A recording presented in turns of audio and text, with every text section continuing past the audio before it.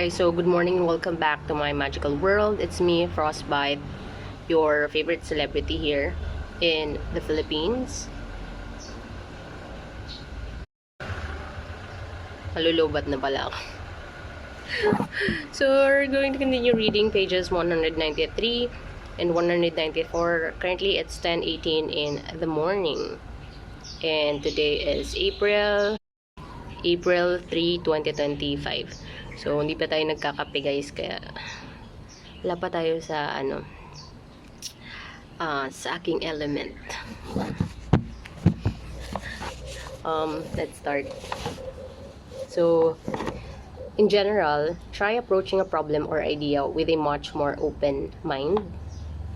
Let your study or the details guide your thinking and shape your theories. Thinking of everything in nature or in the world as a kind of hologram, the smallest part reflecting something essential about the whole. Immersing yourself in details will combat the generalizing tendencies of the brain and bring you closer to reality. Make sure, however, that you do not become lost in the details and lose sight of how they reflect the whole and fit into a larger idea. That is simply the other side of the same disease. We have our subtopic, confirming paradigms and ignoring anomalies. In any field, there are inevitable paradigms, accepted ways of explaining reality. This is necessary. Without such paradigms, we would not be able to make sense of the world. But sometimes, these paradigms end up dominating our way of thinking. We routinely look for patterns in the world that confirms the paradigms we already believe in. The things that do not fit the paradigm, the anomalies, tend to be ignored or explained away. In truth, anomalies themselves contain the richest information. They often reveal to us the flaws in our paradigms and open up new ways of looking at the world. You must turn yourself into a detective, deliberately uncovering and looking at the very anomalies that people tend to disregard. So in the late 19th century, several scientists noted the strange phenomenon of rare metals like uranium emitting luminescent rays of an unknown nature without any exposure to light, but nobody paid much attention to this. It was assumed that someday a rational explanation for this phenomenon would come up, one that fit the general theories of matter. But to the scientist Marie Curie, this anomaly was precisely the subject that needed to be investigated. She intuited that it contained the potential for expanding our concept of matter. For 4 long years, Marie, with the help of her husband Pierre, devoted her life to studying these phenomena, which she eventually named radioactivity. Taray. So, actually, dapat alam nyo na to guys. By the time na late elementary and high school, dapat medyo familiar na kayo with these things. So in the end, her discovery completely altered scientists' view on matter itself, which had previously been seen as containing static and fixed elements, but now was revealed to be much more volatile and complex. When Larry Page and Sergey Brin, the founders of Google, examined the search engines that existed in the mid-1990s, they focused exclusively on the seemingly trivial flaws in systems such as the Alta Vista, the anomalies.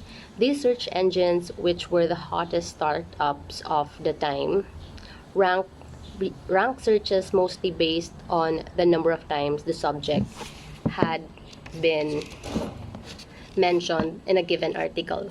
Although this method sometimes produced results that were unhelpful or irrelevant, it was considered merely a quirk in the system that would eventually be ironed out or simply accepted.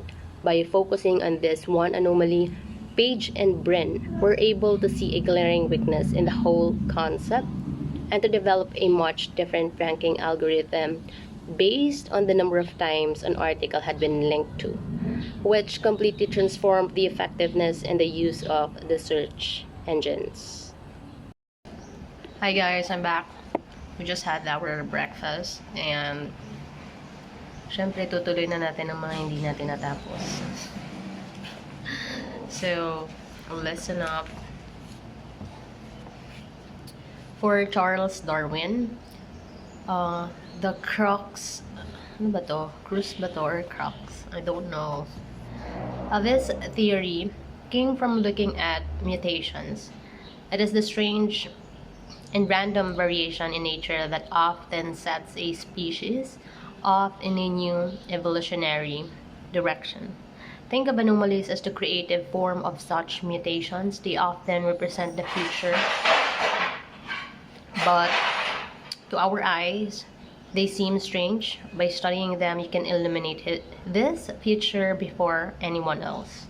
We have another subtopic: fixating on what is present, ignoring what is absent. So in the Arthur Conan Doyle story Silver Blaze, Sherlock Holmes solves a crime by paying attention to what did not happen. The family dog had not barked. This meant that the murder must have been someone the dog knew. What this story illustrates is how the average person does not generally pay attention to what we shall call negative cues. What should happen but did not. It is our natural tendency to fixate on positive information, to notice only what we can see and hear, so more like what is obvious. But diba, dapat you've been really paying attention to what didn't happen. Mahirap yun. You need to be like close to have a detective mindset, or the way they view things, or the way they handle mysteries. So it takes a creative type such as Holmes to think more broadly and rigorously, pondering the missing information as an event, visualizing these absences as easily as we can see the presence of something. For centuries, doctors considered diseases exclusively as something stemming from outside the body attacking it, a contagious germ, a draft of cold air, miasmic vapors, and so on. Treatment depended on finding drugs of some sort that could counteract the harmful effects of these environmental agents of disease.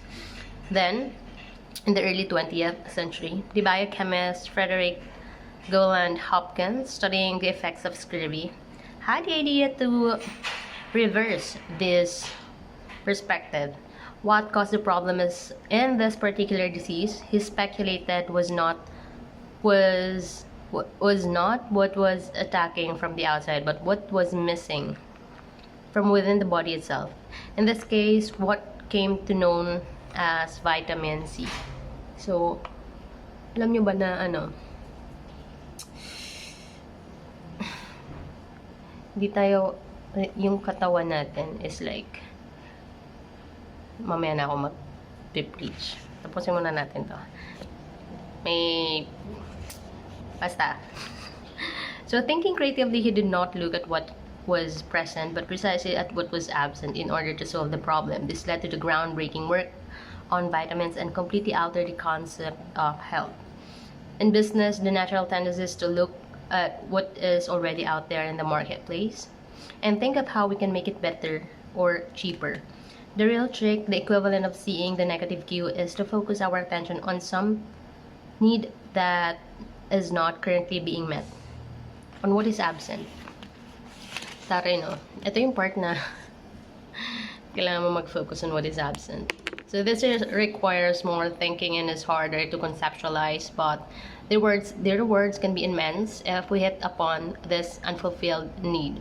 One interesting way to begin such a thought process is to look at new and available technology in the world, to imagine how it could be applied in a much different way, meeting a need that we sense exists but that is not overly apparent.